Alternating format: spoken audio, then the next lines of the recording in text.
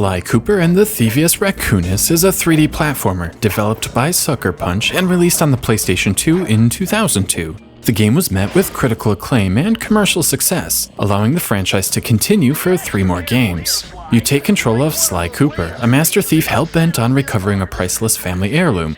The heirloom, a book, was stolen by the Fiendish Five, who murdered Sly's father and stole the book while Sly was just a kid. Now an adult, Sly and his crew can finally take on the Fiendish Five and recover all 5 pieces of this book. The story is wonderfully simple and does a great job setting the tone for the adventure to come. The main gimmick of Sly Cooper is the stealth. Sly has the typical platforming moves, including running, jumping, and attacking, but the game attempts to put an emphasis on Sly being a stealthy thief. Through the stages, parts of the level will have a blue glow around them. This signifies Sly can do a stealth move, such as creeping on a narrow ledge, hiding behind an object, and landing on narrow platforms. All of these actions are performed using the same button, which keeps the controls nice and simple. More importantly, most levels are littered with searchlights and laser grids, requiring you to quickly assess their patterns before progressing. Setting off an alarm will turn the lasers into weapons, which will quickly dispatch our raccoon hero. Generally speaking, it's a great gimmick, adding a fresh twist to the platforming, but I would never call this a stealth game.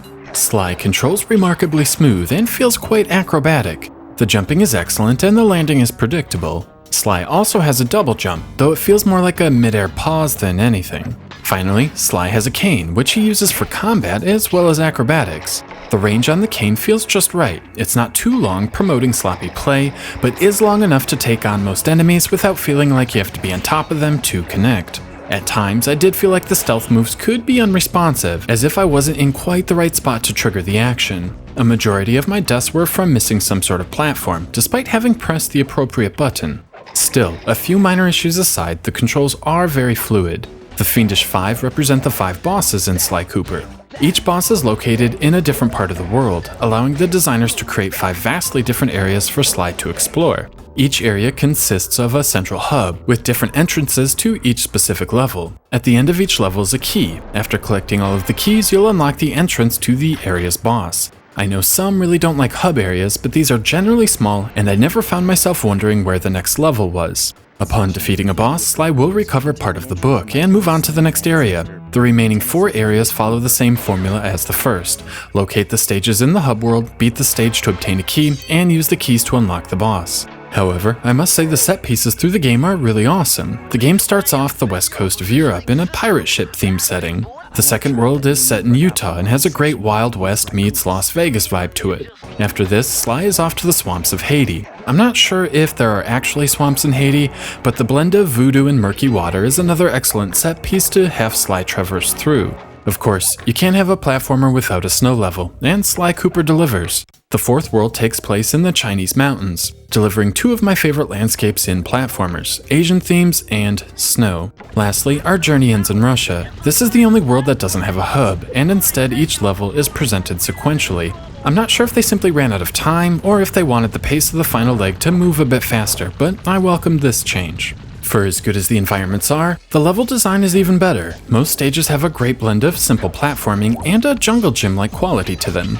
They are never too long, wearing out their welcome, but you can't really breeze through them either. Every platform, laser grid, and hook feels expertly placed, resulting in a flow that few games achieve with this much consistency. There are a couple of alternate gameplay types as well, adding variety, but I don't feel the quality level is the same. There are stationary turret-style levels where you must provide cover fire to the character out in the field. These require a bit too much memorization for my tastes, and the trial-and-error gameplay feels jarring compared to the normal levels. There's also a pair of racing levels. Again, these are enjoyable, but the controls are odd.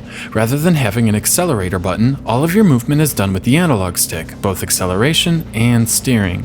Sly Cooper also incorporates a few variations of a twin-stick shooter, where the left analog stick controls your movement and the right analog stick fires. These are done in both a third-person view and an overhead view, like Smash TV or Geometry Wars. The frequency of these is just right, offering a nice break from the linearity of platforming, but not too frequent where Sly Cooper loses focus on what it is. Unfortunately, Sly Cooper and the Thievius Raccoonus has one glaring problem. There is no life bar and you will generally die in just a single hit. This typically isn't a problem near the beginning of the game. Most enemies can only see where their spotlight is. As Sly Cooper progresses, more and more enemies don't have spotlights and will charge at you right away.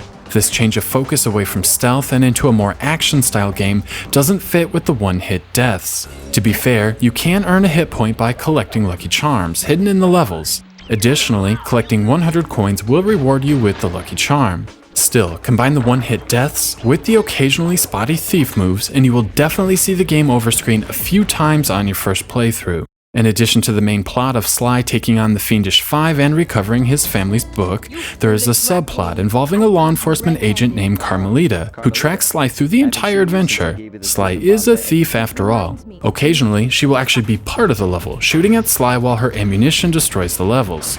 For me, these are the worst sections in the entire game. All of the controls and gimmicks are based around precise platforming and taking your time. These rush you through as the environments crumble around you. The level design and controls barely keep up, but the camera occasionally fails. It's all too easy to miss a jump and plummet to your doom multiple times before you memorize the entire obstacle course. What is consistently awesome is the music. It's very atmospheric, fitting the 5 different themes perfectly, while also blending in subtle hints of the Pink Panther and James Bond. Even better, if you trip a laser or alert an enemy, new instruments are added, increasing the volume and tension. Overall, you aren't going to listen to anything outside the game, but it greatly adds to the experience. Finally, we come to the graphics. Sly Cooper was fairly revolutionary in 2002.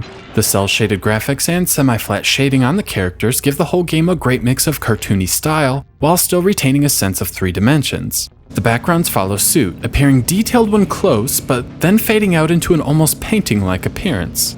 While the entire game is rather dark, mostly taking place during the nighttime or evenings, Sly Cooper still manages to have a lot of color. There are a ton of deep hues, letting the game feel like a 3D platformer while retaining the dark elements of stealth and thieving.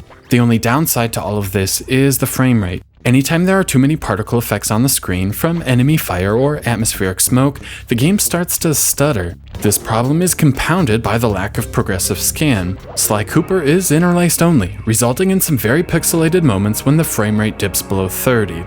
Overall, Sly Cooper and the Thievius Raccoonus is a fantastic platformer. Both the controls and the level design are mostly excellent, with just a few minor levels here and there dragging down the experience.